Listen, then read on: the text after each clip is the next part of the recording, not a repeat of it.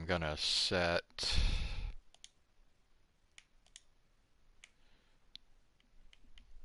Oh, whoops. That's not what I wanted. Uh, let's see. Okay. Okay. Let's go with that. Or, yeah. Well, um, okay. This should be alright, hopefully.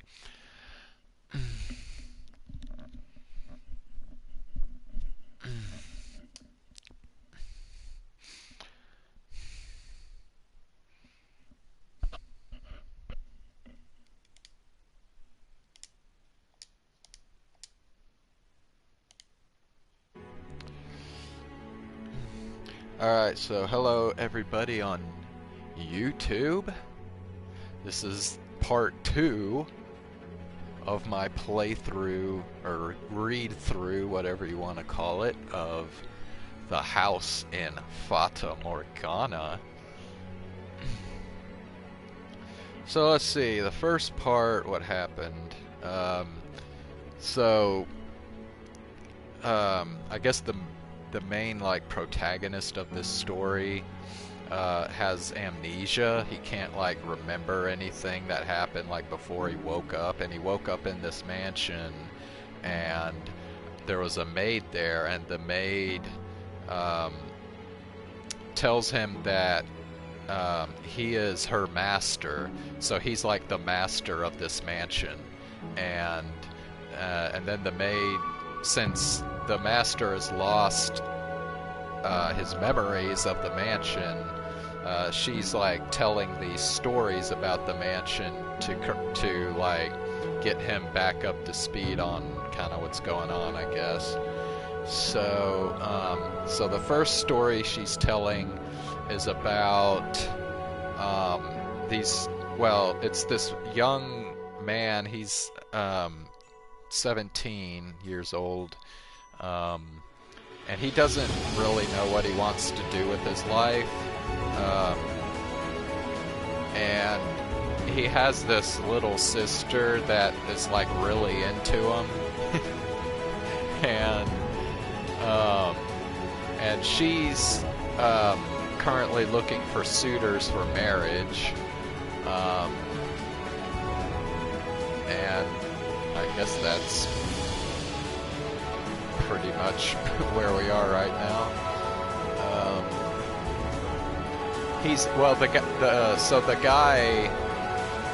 The boy is like, I don't know. He's being like he's got like this priest that's like trying to persuade him to like pursue a career in theology or something, but he's not like he's not convinced that he wants to do theology, so he's trying to figure out like what he wants to do with his life. So, and then he met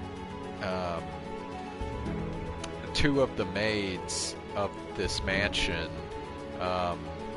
One of them, I think, is like the maid that's telling the story, but when she was younger, and then the other is this like white-haired girl with a real soft voice, and actually he seems to be really into the girl with the white hair, so that's where we left off. So, wait, how do we do this?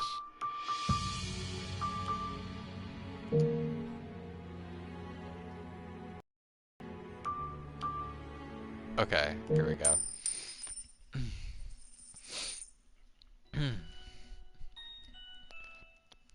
You have my thanks, Father. And I apologize for being late today. Now there's something unusual. You not being punctual.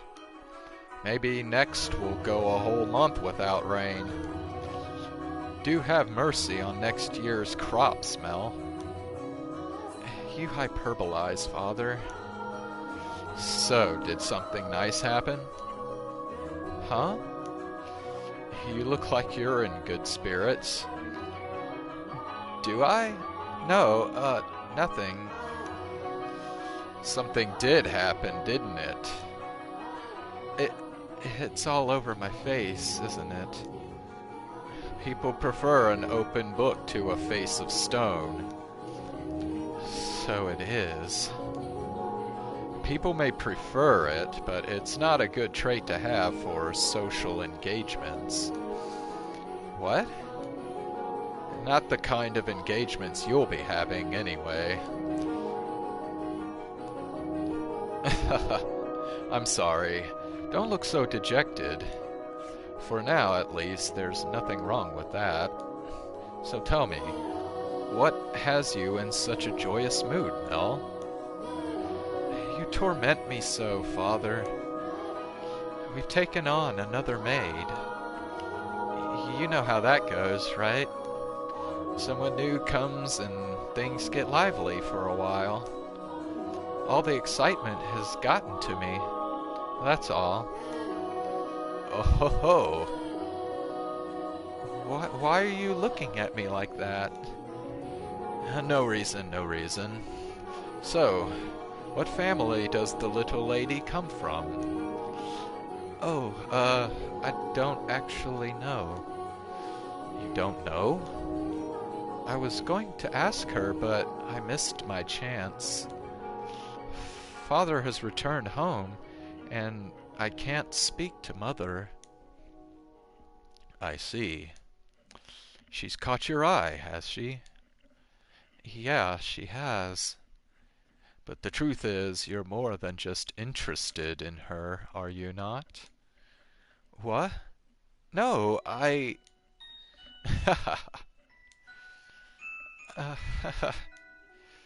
You truly do enjoy tormenting me. Well, I should be getting home now. Mel. Yes? Make certain you find out where she's from. If you're genuinely interested in her, it's your responsibility to determine if she's actually suitable for you. Thank you, and excuse me.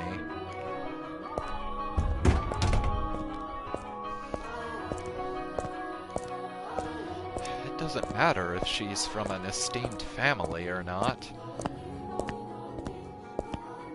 No, I'm not in love with her. I'm just interested. This isn't love. No, it couldn't be. This is me we're talking about. Besides, I hardly even know her. Young sire, blessed young sire, alms for the poor. It's the same beggar as before. I don't think he's moved since then, but he looks skinnier than last time. He's going to have trouble making it through the summer.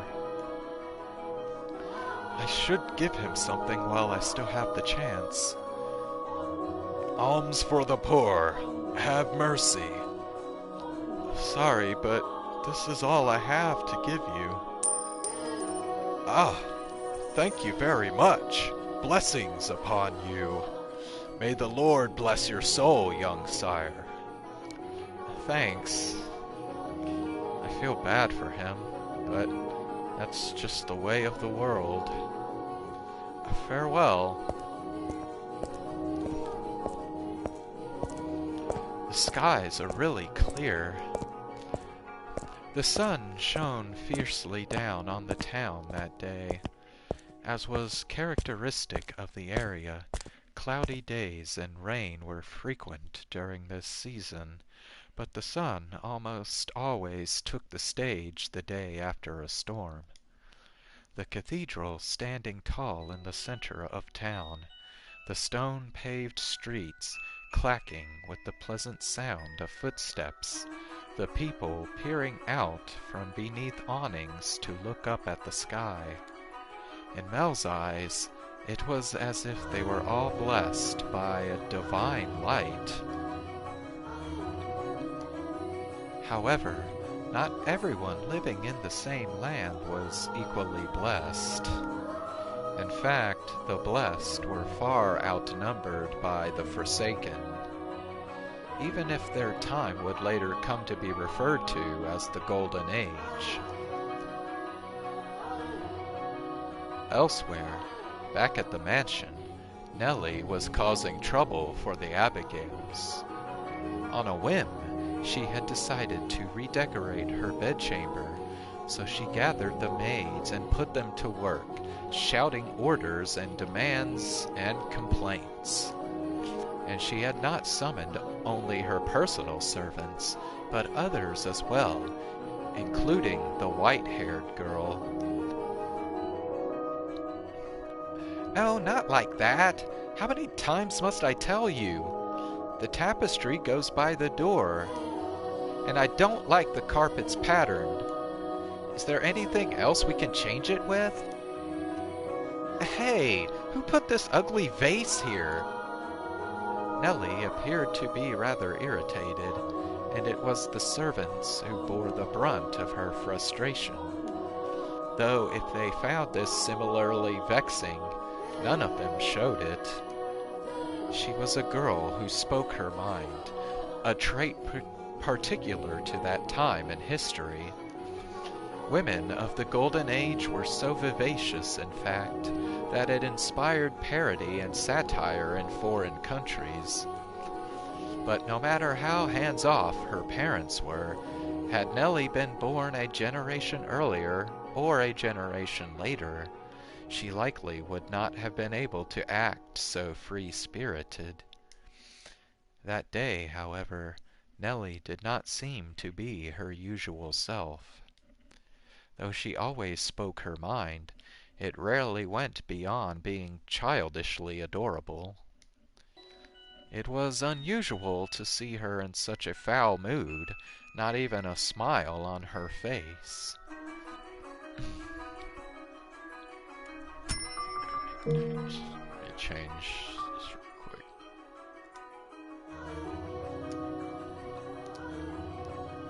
Ugh! Get rid of all of it! The carpet, that chair, the desk, it's all so ugly. Don't we have anything better? If we don't, then order it. Have it made. You can do that much, can't you? Hurry up and replace them. Having only arrived that morning, that white-haired girl was unsure what she was supposed to be doing, caught in the middle of a flurry of maids and furniture and fabric. She chased frantically scrambling Abigails with her eyes and made attempts to help, but not being familiar with the work, she only ended up getting in their way. She probably felt that everyone would be better off with her not in the room. So when the maids ordered to get new furniture made their way out of Nellie's room, she attempted to follow them. "You, hold on a second. You, yes, you with the white hair." However, Nellie stopped her before she could take her leave. "What?" The white-haired girl turned back, bewildered, to find Nellie smiling at her. The corners of her mouth turned up into a self-assured grin. There was no trace of timidity or uncertainty in her demeanor. Her flaxen eyes seemed like they would look nice under the light of the sun. Almost the exact opposite of the white-haired girl. "I wanted to talk to you, actually. But Mother never was one to share. I asked her to trade maids, but she wouldn't have it." "Trade? You mean for—" "Which is why I decided to completely redecorate my room, because then I would need some extra hands." "But why?" "Because Mother and Father refused to tell me anything." "Why is that? Who are you, exactly? Where did you come from? Tell me, what house are you from?" I... Why can't you tell me?" If we took you in, you must be from a fairly decent family. As a member of the Rhodes family, I have a right to know. Do I not? You can't expect me to welcome a girl into my home who won't even tell me where she came from. I don't know anything about you. I haven't seen you at any parties. I'm... I came from another country. Another country? What country? Somewhere very, very far away. Oh? North of here? East? West? South? South. It's south of here. I crossed the sea to get here, which is why we have never met before. How far did you have to travel then? How many times did the sun rise, and how many stormy nights did you face? Innumerable days and nights we sailed, heading even further north. Huh. So tell me, Lady Nellie, that is a most wonderful painting. She just tried to brush me off. I won't let her get away that easy. Painting? It's in my room, so of course it's wonderful. But that one's especially so. You're both so adorable. You, Lady Nellie, and Lord Mel. How old were you when it was painted? Huh? Ah, that painting. Goodness, yes, you have a good eye for art. It is magnificent, isn't it? This was done when I was 4 and Mel was 7. You see how we're standing next to each other, holding hands? I was too young to remember it very well, but Mel looks like he was really embarrassed. But standing there like statues makes for a boring painting. Nellie explained brightly. Having completely forgotten she was pressed up against the white-haired girl, she did a little twirl, stopping to face the portrait. Though many paintings lined the walls of her room, Nellie was most fond of the one of her and her brother. 2 darling siblings standing side by side, the older brother smiling kindly, and the younger sister sweetly tilting her head, her cheeks the color of fresh-picked apples.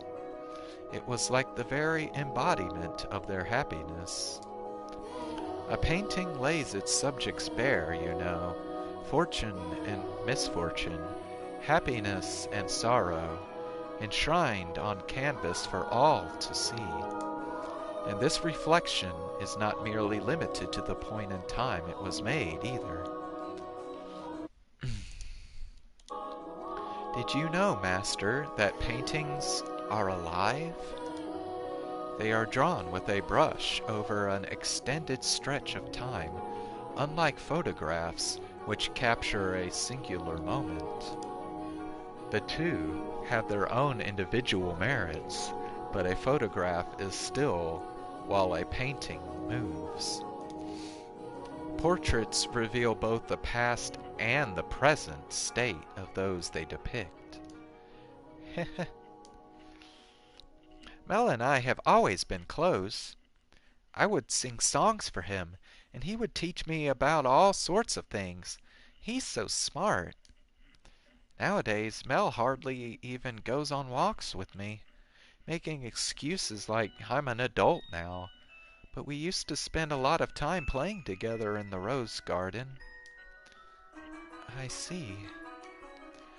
The white-haired girl normally had difficulty smiling, but her lips naturally curled upward as Nellie reminisced. A vision of the two happy siblings had probably swelled up in her mind, and I imagine there was a faint trace of envy in her heart as well. Lady Nellie, you love Lord Mel quite deeply, I see. Yes, of course I do.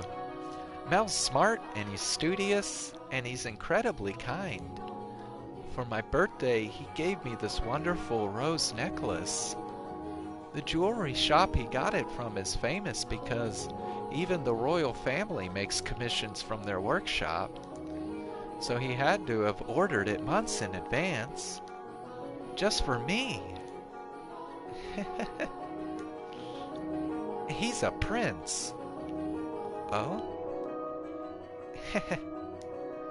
He's pretty charming, wouldn't you say? That's why I call him my prince. But you know what? Mel is a terrible dancer, and he still hasn't got his feet on the ground yet, and he's so bad at interacting with girls. So there's no one else who would say that about him. He is quite the gentleman. I assumed women would be drawn to him. Gentlemen? Have you met Mel already? This morning, briefly. That reminds me, Mel seemed to know about her too.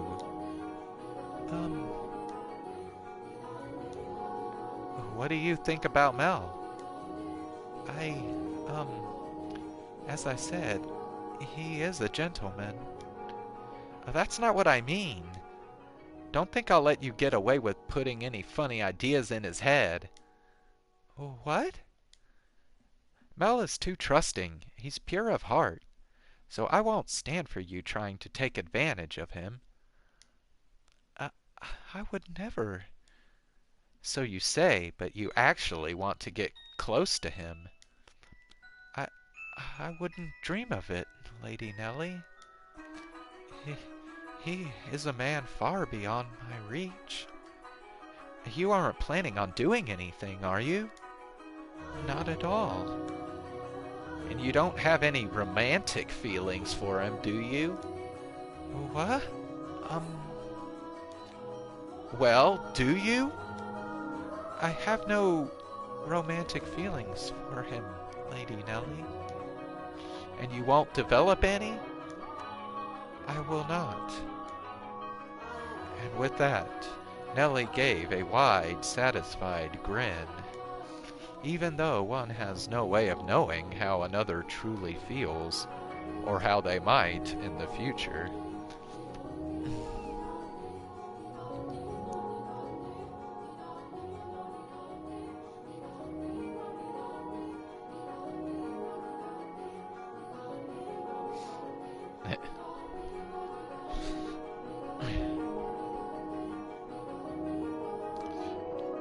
Wait,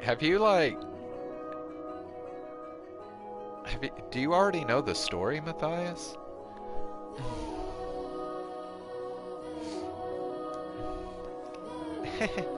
You wouldn't, would you? Now that I think about it, there are plenty of other boys. You getting together with Mel is downright absurd. Indeed. But anyway, back to what we were talking about earlier. Your family. I almost forgot. You haven't told me exactly where you came from, or anything about your...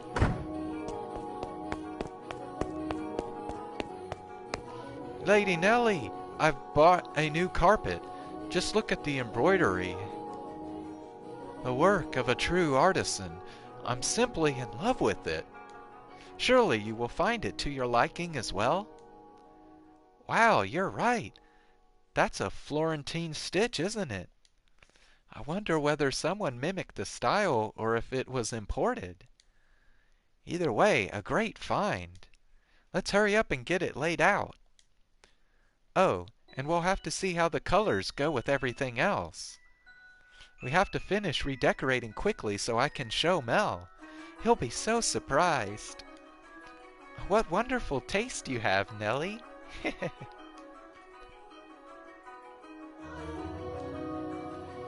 When the other Abigails returned, so too did the bustle within Nellie's room. As the white-haired girl watched, a faint smile crossed her lips. Um,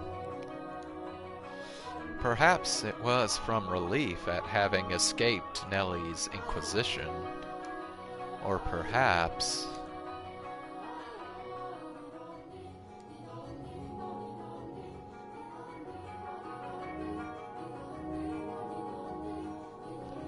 Ah, Nellie, I'm back. Did you eat something you're not supposed to, dearest Mel? You're unusually cheerful. Uh, I... Anyway... Never mind that, dearest Mel. Take a look in my room. I redecorated today. So that's what you've been doing, hiding away in the house all day, Nellie? How is that any different than what you were doing? You were in the church all day. I guess. I will look at your room, I promise, but first, do you know where the new maid is? Now, don't get any strange ideas. I just haven't yet had the chance to introduce myself, and I thought I should, as a member of the family. Oh, he might be assuming that, Nellie doesn't know that they've already met each other. Except you have, and I know it.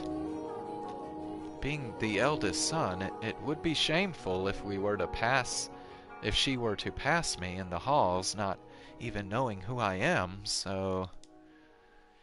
Well, don't ask me. What? But you were in the house all day. She attends to Mother, so why would I know where she is? Though she did help redecorate my room. You made her help? That's work for the men servants. There was no reason to make the maids do it. Oh, so you're saying I should invite a bunch of men into my room? I go into your room all the time, Nellie. And you were in my bedchamber just this morning. Only one man is allowed in my bedroom, dearest Mel, and that is you. So unless you become a servant, which I will not stand for, I will not ask any of them for help. Oh, Nellie, you ought to be a little more... A little more what? If you're going to lecture me, I won't hear it. What am I going to do with you, my little lady? What? What? Why are you looking at me like that? We talked about you, dearest Mel, and I'm not going to tell you what she said. About me? What did she say? Please, Nellie. She said she has no romantic interest in you. What? Why did that even come up? Because we're both girls. We talk about things like what kind of boys we like and who's the most handsome. Why do you look so downtrodden, dearest Mel? You look like a sad little boy who can't get his crush to notice him. That face is unbecoming of a prince, Mel. Are you interested in her? That's strange. You haven't even met. I am not. It's just depressing to find out that someone you've never even met doesn't like you. That's all.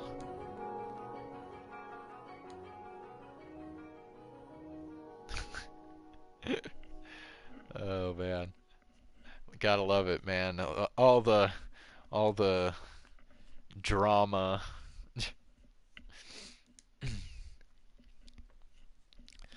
If I'm going to make my move, I must do so soon. I don't have much time. The master of the house isn't around, so next in line would be him. Wait, what the hell is that supposed to mean? That painting. Historia continua.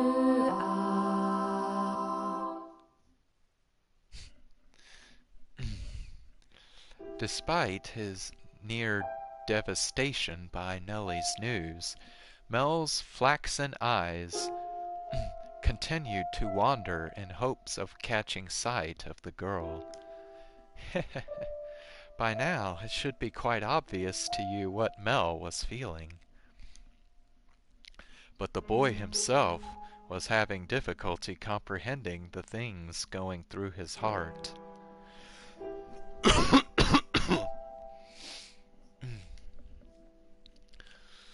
Emotionally, he was horribly unstable, like a ship without a sail. And still, every time he spotted the white-haired girl, his heart would leap, his whole body jitter with anxiety and excitement. He had never felt anything like this before, and as such, he struggled to keep these strange emotions in check. Whenever he saw an opportunity, Mel would speak to the white-haired girl. In days he was unable to, he either spent in secluded silence or a distracted daze. Love is a curious thing. It has the power to change those who experience it. When he did manage to approach her, he tripped over his tongue. Again and again he talked to her, and again he stumbled. I imagine if you were to take him to see a romance at the theater in his present state, he would cry just as much as little Nellie. We cry at tragedies because we draw parallels with our own lives. At least, that is what I think.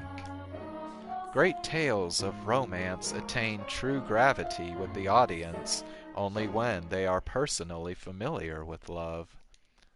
In any event, the white-haired girl was, as a result of this, visibly perturbed.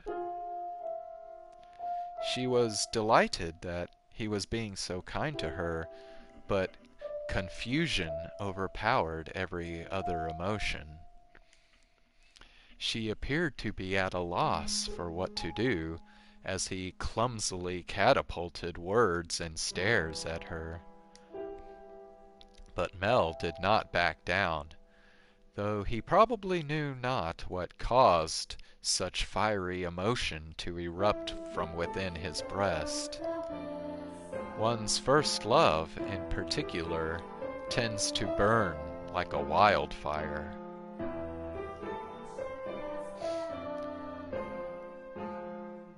Dang, I kind of thought that the white-haired girl would actually be happy that he was like into her, but maybe not. Are you familiar with the sensation master? Oh? Ah, there she is. Is she cleaning? No, it looks like she's reading. It's now or never.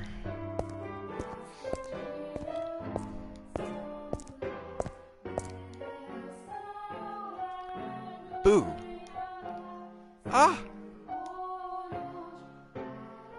Ah! Sorry. I didn't mean to scare you. Lord Mel, you very clearly meant to scare me. Because you just wouldn't notice me. What are you reading? You looked pretty engrossed. Oh, I'm sorry. I should have asked for permission. It's fine. No need to apologize. Feel free to read whatever you want. And you're welcome to bring books back to your room if you'd like to spend more time with them. But I was just... I was just amazed that the mansion had a library. It must have been a lot of work to collect all these books. There are some pretty old books in here, too. Your grandfather's? Some that he collected, and some even older than that. Take a look at this. I think it's a diary, but it's not from this country. Or this century, for that matter. Maybe a feudal lord? Here, he's complaining about the quality of the harvest. Can this forsaken land only produce over sour grapes? Ah, if only the largest of the, Barney? Or maybe Barnier? If only the largest of the Barnier estates were mine instead. The land there is much more suitable to cultivation. There you have it. You can read this, Lord Mel? More or less. I've looked over it several times already, so it wasn't too difficult. Why would such an old book be here? I'm not sure. It and all of this was already here when I moved into the mansion. Have you not lived here your whole life? I was born at our estate, but to me and Nellie, this is more like our home. We moved when I was still young, and we've lived here ever since. Nellie and Mother have both grown quite fond of it. Father, though, often goes back to the house because he doesn't like all the roses. By himself? Yeah, well, sometimes Mother goes with him, but for the most part, he goes alone. But don't get me wrong, it's not because they don't get along. In fact, they act more like teenagers in love than grown adults. It almost makes me sick having to watch it. It is a wonderful thing to be so close, no matter how old they may be. True, but still, there are those in the world who cannot be with the ones they care for as much as they may wish. Um, I'm sorry about that. Uh, oh, that's right, the book. What were you reading? I, wasn't exactly reading. I can't. I do not enjoy reading lots of text, so I was looking at the pictures. Is that so? You seem very cultured, so I thought you would be partial to reading. Perhaps you're actually more like Nellie, and is through your studies? Um, I... yes. I wouldn't have guessed. But you like looking at pictures? I do. What else do you like? What? What do you enjoy doing? It can be anything. I enjoy being told stories. Stories? Yes. When I was younger, my father would tell me tales. What kind of stories did you like? Um, there was one about an imprisoned girl. Tell it to me.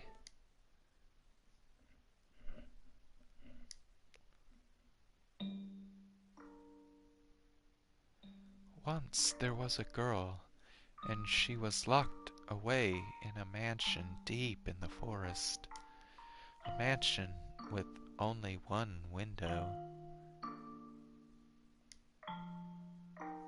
But the window sat high upon the wall, far beyond her reach, so it was always very dark inside, unlike this mansion. However, the girl did not like the outside world. There were lots of scary things out there, after all. Though she may have been all alone in the mansion, she grew comfortable with the darkness in time, so she had nothing to be afraid of. And then, um, am I doing a good job? You're doing fine. Keep going. What happens next? Okay. And then the girl grew up. By then, she had already forgotten why she was locked up, but she was content with the darkness. However, her eyes couldn't help but be drawn to the little bit of light that spilled through the one window. Though she was comfortable in the darkness, the sight of the light made her heart race. At first, the girl thought it was because she found it unpleasant, because she disliked the light and the outside. But slowly, she came to realize that she was curious about the outside world. What could be happening out there? For all she knew, the town, the forest, the people, all of it could have changed while she was imprisoned in the mansion.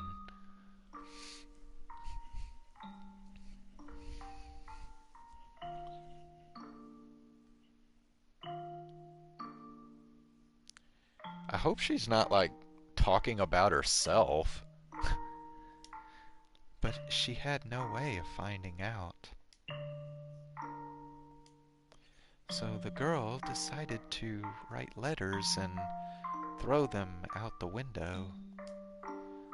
What began as empty grasping became routine, continuing for several months until she was finally ready to give up. But then a beautiful white dove flew in through the window. Tied to the dove's leg was a letter. Her heart racing, she read the words contained within. It seemed to have been written by a man. The letter contained numerous questions for the girl. It also said that if she attached her reply to the dove, it would bring the letter back to him. She was astonished, but she wrote him back anyway, taking care not to mention where she was. After having exchanged letters a number of times, the two felt very close to one another, as though they had known each other for many years, despite having never met. And eventually, the man said he wanted to meet her. Indeed, the girl was unsure what to do. Should she tell him of how she lived? Should she reveal where she spent her days? She was afraid if she did, he would cease to send her letters. She was sure he believed her to be a young lady of noble blood, and not a girl locked away in a house deep in the forest. The girl could not bring herself to write a response. She released the dove through the window with nothing attached to its leg. And yet it returned with another letter, written in the man's familiar hand. "You must surely have a grave reason for your silence," it said. "I would like to know that reason, and I would like to help you. No matter what it may be, you have my word." She deliberated.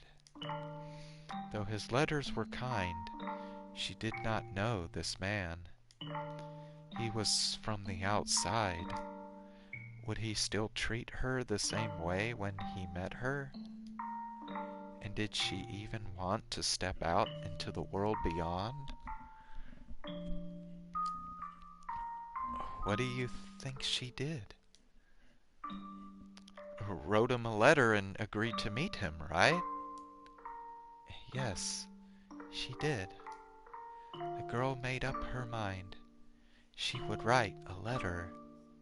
As always, when she tied it to the dove's leg, it flew off out the window.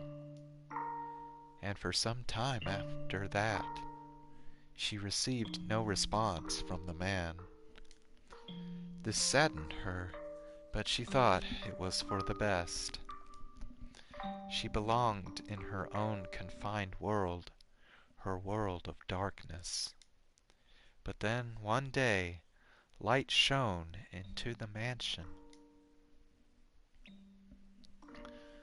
The sealed door had been opened, and in the doorway stood a handsome young man. "I have come for you," he said. The man was a prince from a neighboring kingdom. When the girl stepped outside, before her sat a magnificent carriage, the likes of which she had never seen before, accompanied by many servants. The prince, kind as in the letters, swore his love to her, and the two lived happily ever after.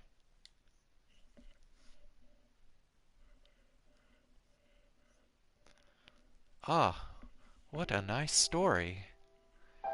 I'm glad it had a happy ending. A prince. Um, was there something funny about the story? No, no, that's not why I was laughing.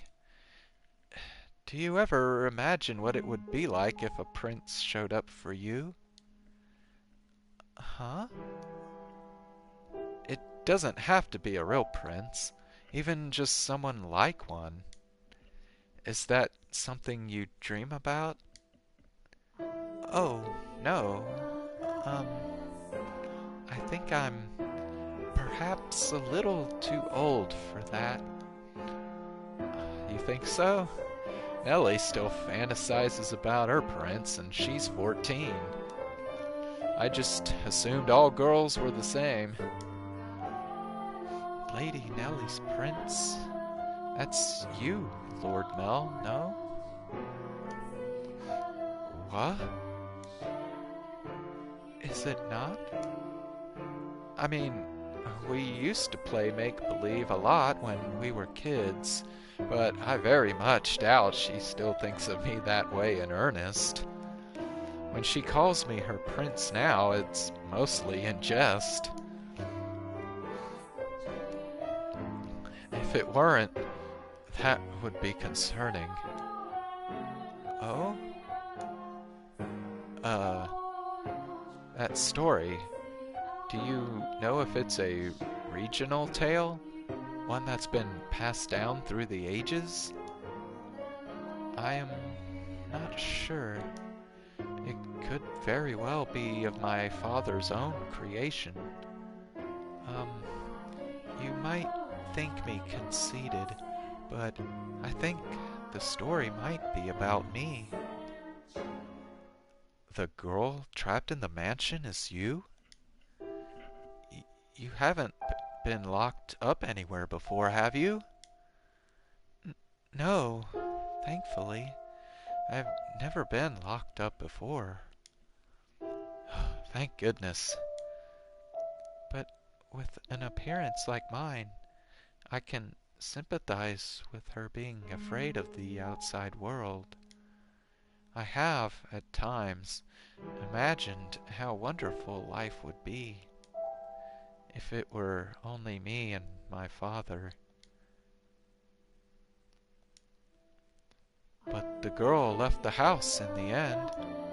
If your father really wrote that story, then I believe it contains his hope for you to end up the same way. Oh? I don't have what it takes to be a real prince and whisk you away, but I can at least pretend. Oh boy.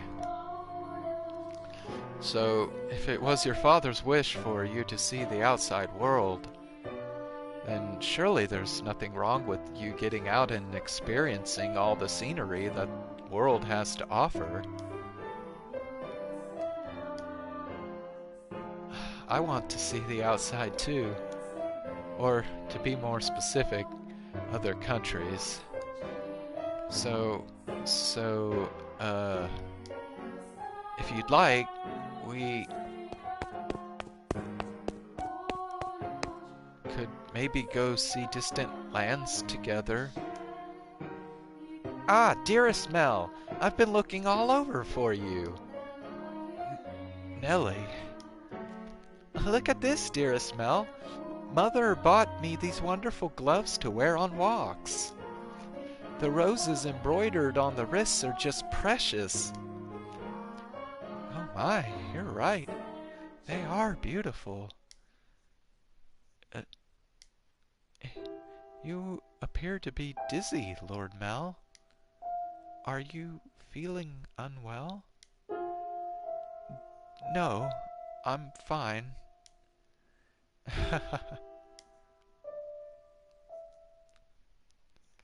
Mel was feeling frustrated at his inability to convey his feelings to her, and at his frustration built up over time, he developed, I suppose you could call it, a severe case of love sickness.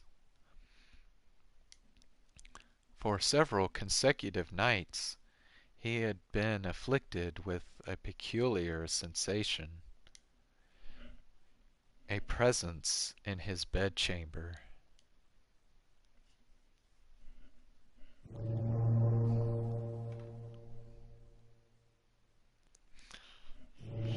Death! Death to the unholy one! Death to the heretic! Death to the witch!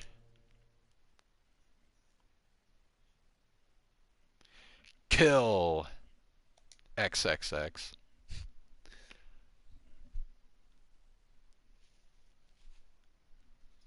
Oh dear, what the hell's going on now? She's... Why? I never wanted her to die. Was she not eating? Seal off the tower. Understood? No one finds out about this. How can you be so calm?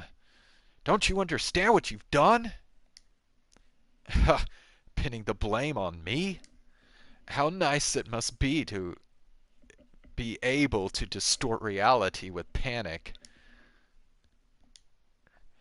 You're just as guilty as any of us. I I never wanted her to die.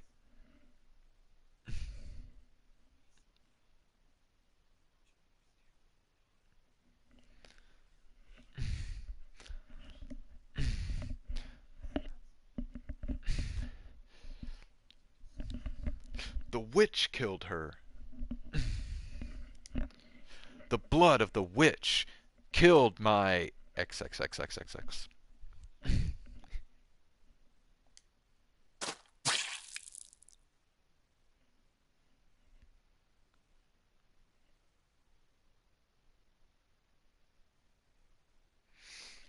Er, ah,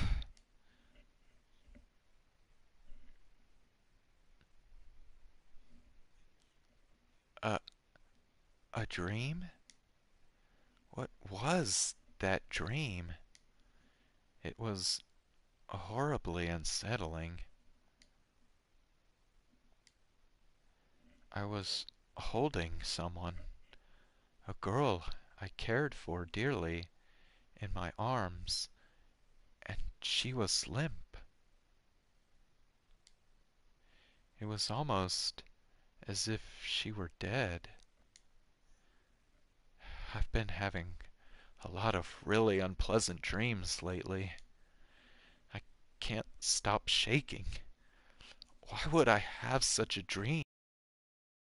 I feel sick. Back to sleep. But I wonder, who was that girl?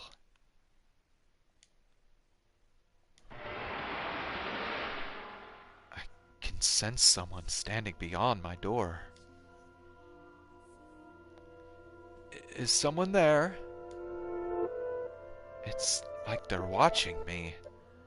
Is it just my imagination?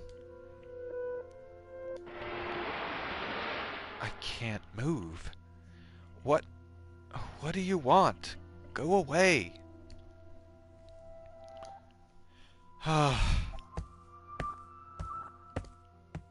The sound is growing fainter.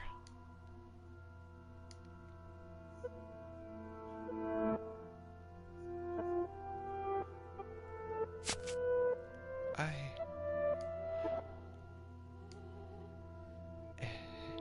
Is that truly what your story meant, Father? But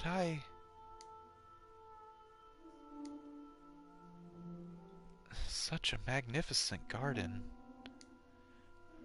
Something we could never have had.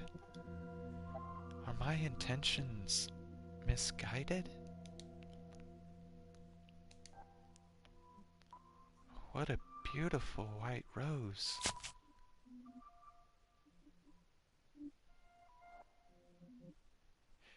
You know, you could have sneaked into his room rather easily then. No one was watching.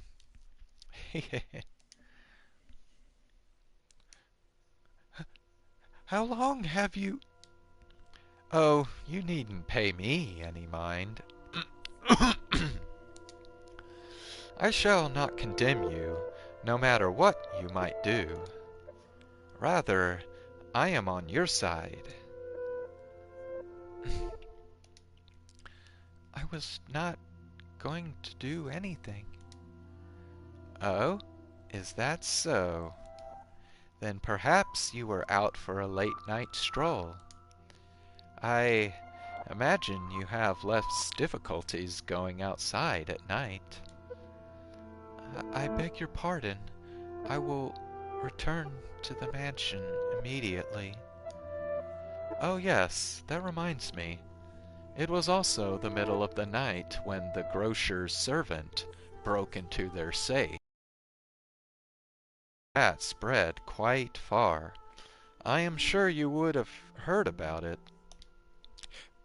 Oh? Although, was Jamash in prison? Is it Gamash? Gamash? Jamash? I don't know. Dear me, I am having trouble remembering. But worry not, if you wish for it. Oh. If you wish for it, the mansion shall provide. You are in no danger whatsoever of getting caught. I... I... You said that a witch lives in the mansion, did you not? I did. Does that sound perhaps a bit archaic to you? No. I believe those rumors mockingly referred to me. Oh my. I have been accused of being a witch before, which is amusing.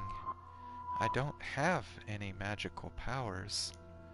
I simply have an unusual appearance.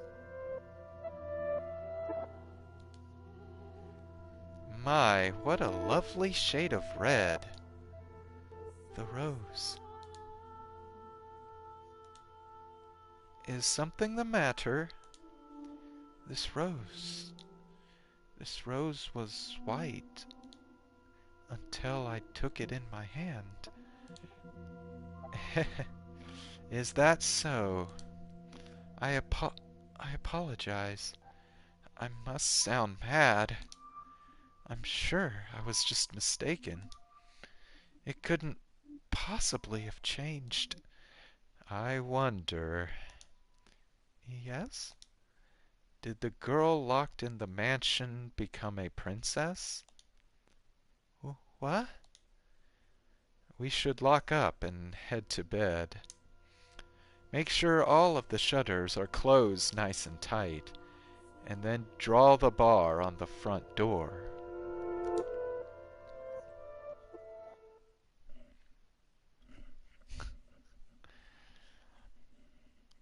Oh man, this is getting so weird, man.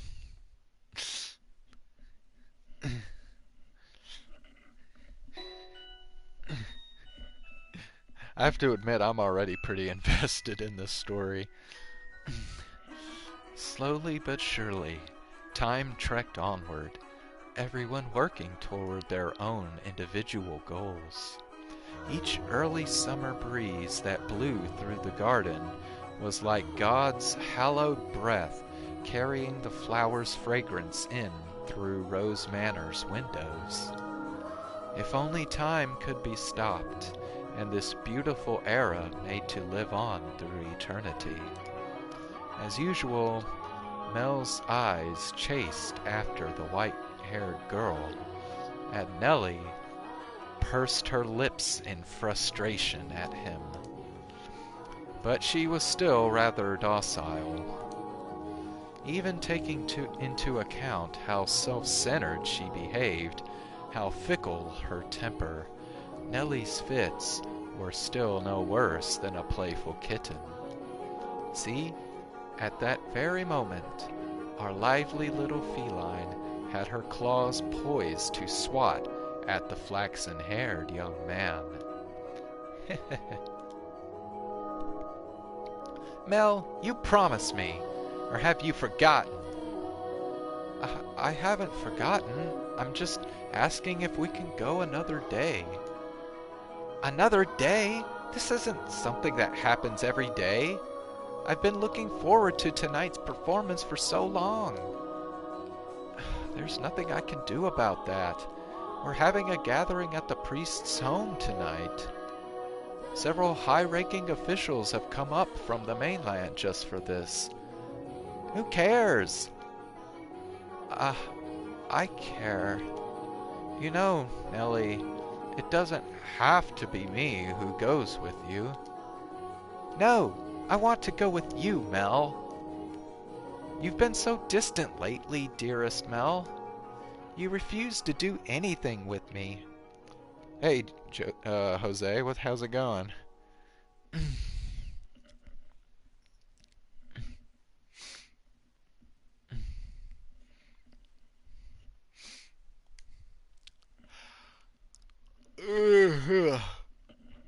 That's not true.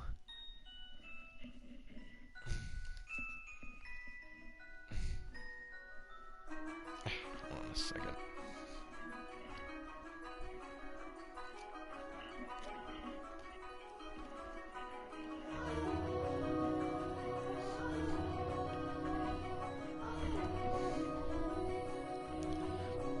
Tell me, if you can't go today, when can you? When will you be willing to go out with me? When will you be willing to play cards with me? To have tea together? I can't make any promises. I have things to do, obligations. And Nellie, you're almost an adult yourself. Stop acting like such a child. I'm not an adult yet. I'm still a kid.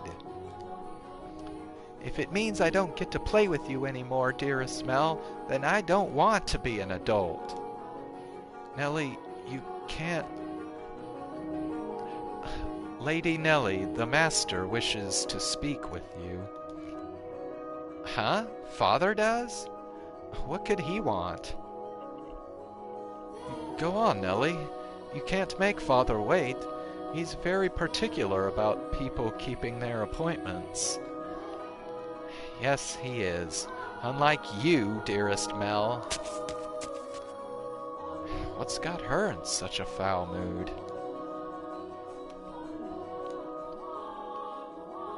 Oh, thank goodness for small miracles.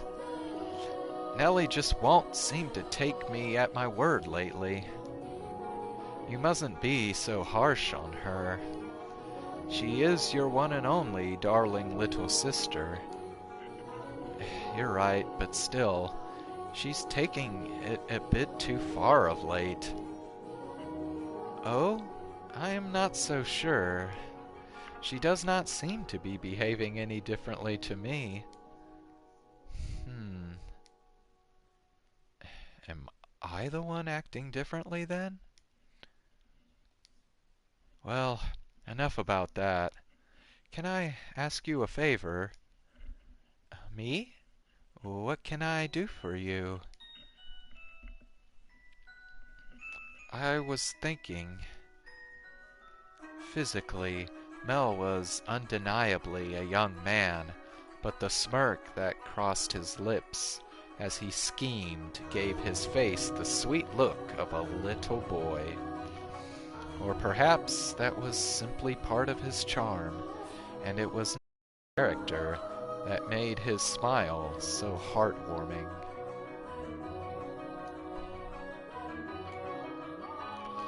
What did he ask of me? You shall find out soon enough.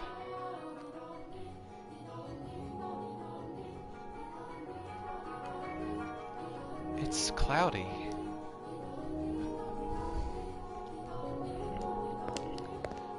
And thank goodness for that, too. Though it would be even better if it were even darker out. I believe the textile shop was around here. Ah, hi there. Lord Mel. Uh, fancy meeting you here? Yeah, what a surprise. So, what do you say we take this chance and go for a little walk? Since you're sensitive to the sunlight, we can keep our eyes out for shadowy areas as we go. And if you feel unwell, just let me know.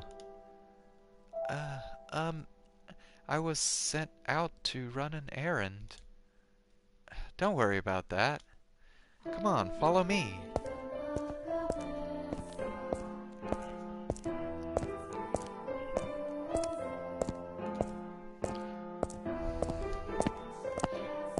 Um, I'm sorry. It, actually wasn't an accident that we crossed paths. I planned this out ahead of time, asked to have you sent out on a fake errand. It feels like I'm always on alert back at the mansion. Can't relax in my own house. It's actually kind of funny. Sorry, that was inappropriate of me. I just thought, since the sun's mostly blocked out, it would be alright if... Um, I'm feeling just fine. Ah.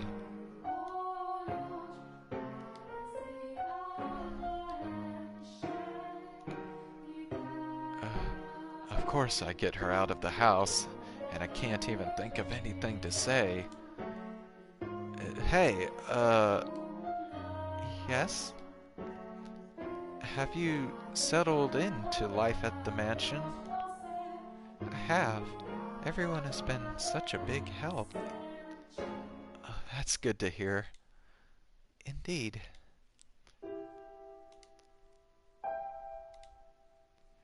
So, yes?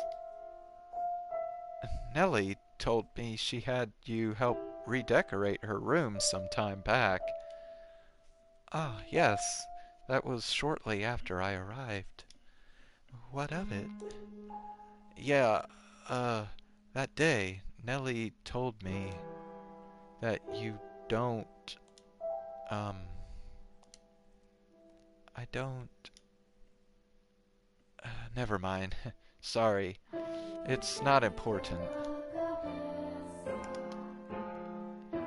It is important, but I can't just ask her how she feels about me. That would make it sound like I... Forget sound like, I do, don't I? Lord Mel? Oh, sorry. I had something on my mind. It looks like it might rain again today. The weather usually gets better as summer approaches, not worse like it has been. It won't be a heavy storm, though. No, the wind is too gentle. You can tell from that? Vaguely, but yes. Huh, that's impressive. I often leave the house unprepared, only to find myself sloshing back in the rain.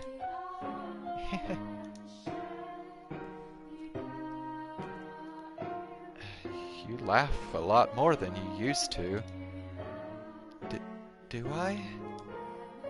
Yeah, and I like that. You look better with a smile on your face. That smile suits Lady Nellie much more than I. What? Her smile and your smile are completely different. Also, a smile suits you as well, Lord Mel. Do, do you really think so? What am I supposed to do in the face of a smile like that? So, yes? Knowing her, if I ask if I'm imposing, she'll say she'll say no without hesitation. Trying to cover myself isn't going to get me anywhere. Hold on a second. I never did get you those flowers like I promised. There was a single white rose blooming in the garden. Uh-oh. It won't be there anymore because she changed its color. I was planning to give it to you, but it disappeared before I had the chance. So, I'd like you to have this. It's not a real rose, but it won't wilt either. I... Mel was holding an ornamental white rose.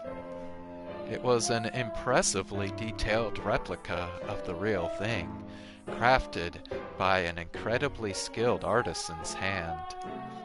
It was, I imagine, made by the same craftsman from whom Mel had ordered Nellie's birthday necklace. The young man, who but a handful of days earlier had said he had no sweetheart, had come in to commission a present for a girl. The master of the shop must have been quite surprised. Or perhaps it had given him a good laugh instead. It was for this moment that he so desperately sought for time together with the white-haired girl. I don't know what you like, so I had to base it on my sister's tastes. My, my, my apologies. I cannot accept this. Is the design not to your liking? No, I just... If you're concerned about how much I paid for it, don't be. I just want you to have it, that's all. Please. Why are you so kind to me? Why? Because... I'm sorry. I can't accept it.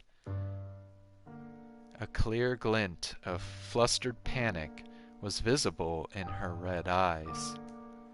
There is not a girl in the world whose heart would not flutter at the sight of the sparkling rose accessory. But her reaction was far from delight. As a matter of fact, there were traces of fear and apprehension in her countenance. "I beg your pardon. Hold on." With a look of distress on her face, the white-haired girl made to run off, but Mel grabbed her by the arm in the nick of time. "At least tell me why.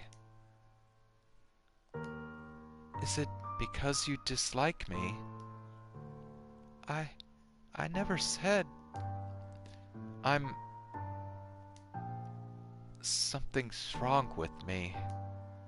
From the day you arrived at the mansion, it's like I haven't been myself. I've been strangely aflutter ever since then. Whether I try to study or whether I try to read, none of it sticks. I'm just looking at pages of text, tracing rows of letters only for them to disappear as soon as I look away. It's all because of you. I truly am sorry. Please, don't be any more generous than you already have. When I'm with you, my willpower wavers." "What do you mean by that?" "I'm so sorry." Wait!" Mel's grip loosened for a moment, allowing her to slip free and dart off like a gust of wind, not giving him a chance to stop her a second time. The dumbfounded, flaxen-haired boy stood frozen in place, left all by himself. The breeze, which the white-haired girl had called gentle earlier, felt faintly chilly, almost as if mocking him. "It looks like she's even less fond of me than I thought. God, I'm crying. I'm pathetic."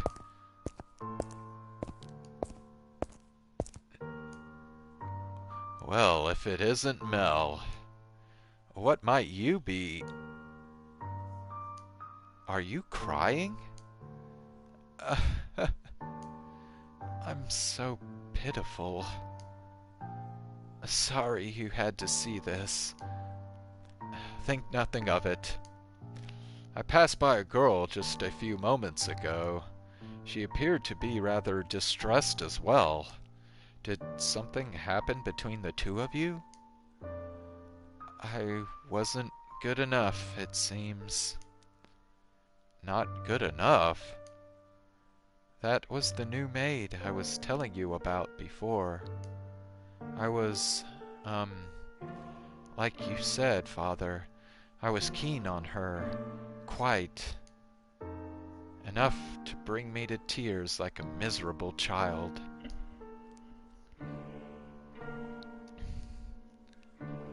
But she rejected me. I don't even have what it takes to be a stand-in prince. Mel, I apologize for complaining to you about this. I'm completely hopeless. Mel, please, don't try to cheer me up. I don't need any sympathy. I just... No, Mel, listen to me." "What?" "I've seen that girl before." "What do you mean?" "But, you said she was a servant at your house, right? In which case..." "Yes, she is. Please tell me, Father, where did you see her?" Why must you be so evasive? It was probably someone else. Someone else? You're saying you mistook someone who stands out as much as her?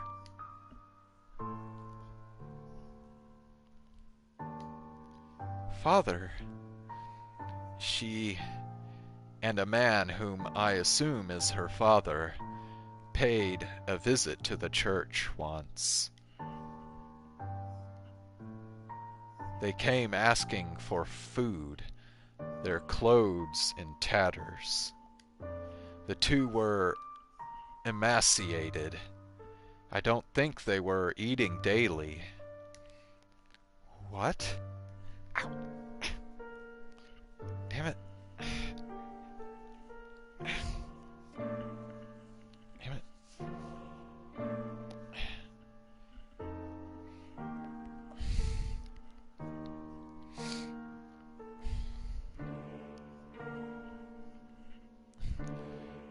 Wait a minute.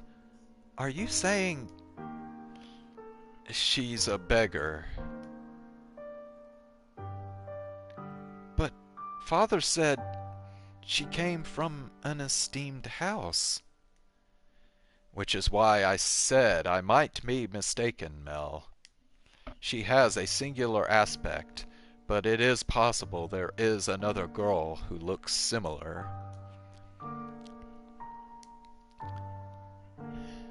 Deep down, though, the priest surely believed the opposite. And so he said sternly, like teacher to a pupil, "But you must be absolutely certain, Mel. Understood? You cannot proceed any further without knowing her ancestry."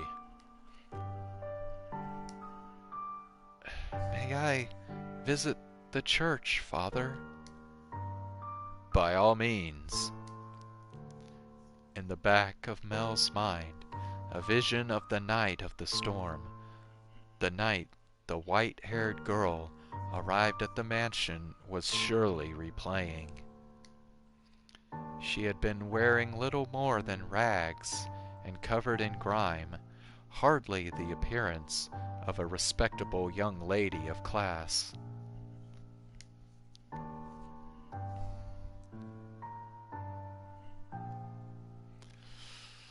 Alright, I think we better stop here for the night.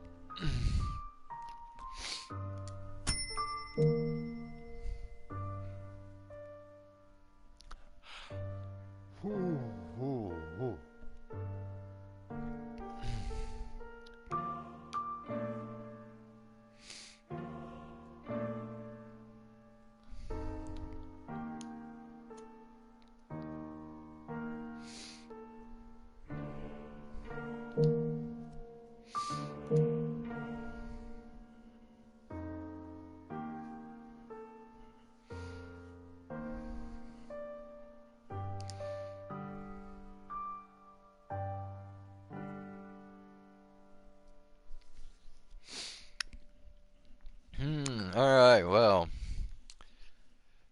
And the story's getting pretty interesting now. Too bad I have to stop, but yeah. Better get to bed, so. Thanks for tuning in. I hope you're enjoying the story so far. I'll be back again tomorrow night. We'll do some more Genshin Impact and some more of this visual novel here.